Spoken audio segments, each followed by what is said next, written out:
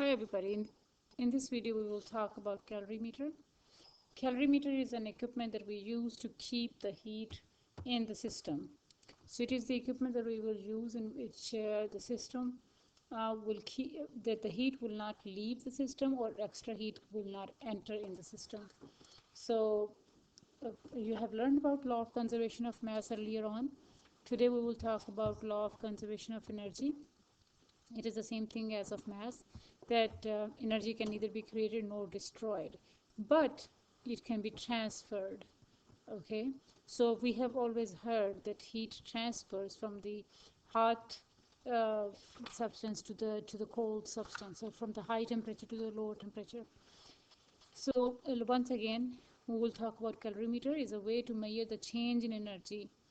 Calorimetry is the way to measure a change in energy of an object. For example, if you have water and the temperature of the water right now is 70 degrees Celsius, so the amount of heat that I add to increase the temperature to 71 degrees Celsius, so the process is called calorimetry, in which I'm going to measure the change in energy of an object.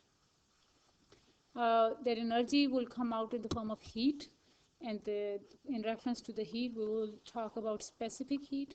Specific heat is the amount of energy required to raise the temperature of 1 gram of a substance by 1 degree Celsius. So it is very important that it has to be 1 gram of a substance by 1 degree Celsius. So once again, let's take water, and this water, assume it is 1 gram, and 1 gram of water is like 1 milliliter of water. And I'm sure you remember the graduated cylinder. 1 milliliter of water is very little bit of water. So assume you have like 1 milliliter of water. So maybe I shouldn't give you a wrong concept here. So 1 milliliter of water is going to be very little bit of water. So if I have 1 milliliter of 1 gram of water, and right now the temperature of this water is 70 degrees Celsius. Now I start heating it. The amount of heat this water will take to grow from 70 degrees Celsius to 71 degrees Celsius, to change the temperature by 1 degree Celsius. That amount of heat is called specific heat. The specific heat of water is standard, and it is 4.184 joules per gram degree Celsius. Okay, so you have to memorize it, that the CP, we use the word CP. CP means specific heat. So specific heat of water is standard, and it is 4.184 joules per grams degree Celsius. The lower the specific heat is, the more easily a substance can change the temperature, so it's easier to heat it. Okay, so we are going to know a formula which is Q equals MCAT. We call it MCAT formula, where Q is the heat or energy, and the unit we will use for Q is joules. M represents mass, okay, and the unit we use will be grams. If we are given kilograms, we have to convert it into grams. I hope you understand that 1 kilogram is equal to 1000 grams. C is the specific heat. Okay, as you see here, the C is the specific heat, and this is the unit for the specific heat. And delta T is a change in temperature. The word delta means change. Okay, this triangle means change. So if I put that with the T, that means it's change in temperature. To calculate that delta T, I don't know if I can go further. To calculate the delta T, I will do T2 minus T1. Okay, T1 is my initial temperature, and T2 is the final temperature. So it has to be done T2 minus T1, even if I get a negative answer. So the example I was giving you for water, I was saying that it has 70 degrees Celsius and it goes up to 71 degrees Celsius. So to calculate the delta T, it will be 71 minus 70, so it will be 1.0 degrees Celsius. So you have to understand how to calculate delta T. Okay, so the formula is Q equals M times C times delta T.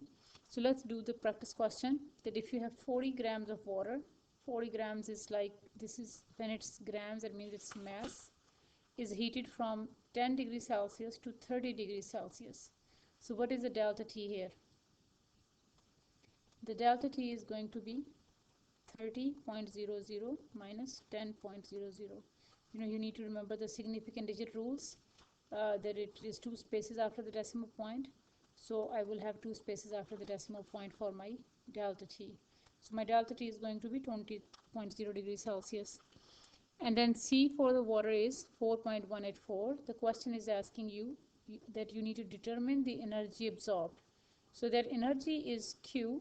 You can use a capital Q. Mass times C times delta T. So mass is 40.0. C is 4.18. Okay. And delta T, I just calculated right here, 20.00. So you multiply the three together and this will be your answer. Your answer has to be three significant digits because you have three significant digits here, 3 here and 4 here.